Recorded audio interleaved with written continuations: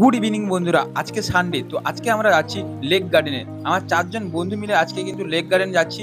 আর এখন আজ মধু রাগ করেছে, দেখতেই পাচ্ছ। তারপরে হঠাৎ মাত্র এক ঝাঁক পায়রা এই স্টেশনে চলে এলো।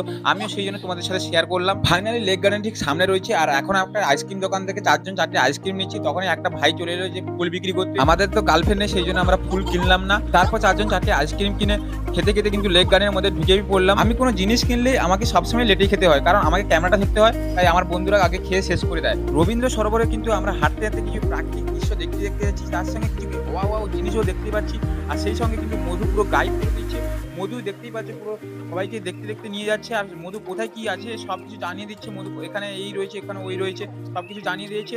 আর মধু কিন্তু জন্ম এখানে, মধুর বয়স কিন্তু এখানে 20 বছর, আর এখানেই তার জন্ম। আর এরা দুজন শুধু সারাক্ষণ শুধু ফটো তুলবে। লেক গার্ডেনে এন্ট্রি করার সঙ্গে সঙ্গে কিন্তু এরা ফটো তুলতে শুরু করে দিয়েছে।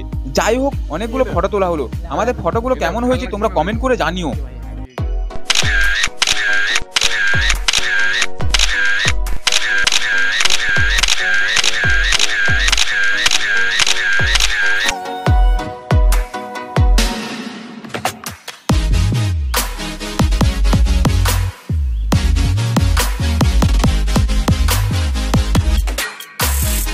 তারপরে ঘুরতে ঘুরতে কিন্তু 1 ঘন্টার ওভার হয়ে গেল, কিন্তু আমরা এখানে একটাও সিঙ্গেল পার্বতী দেখতেই পেলাম না।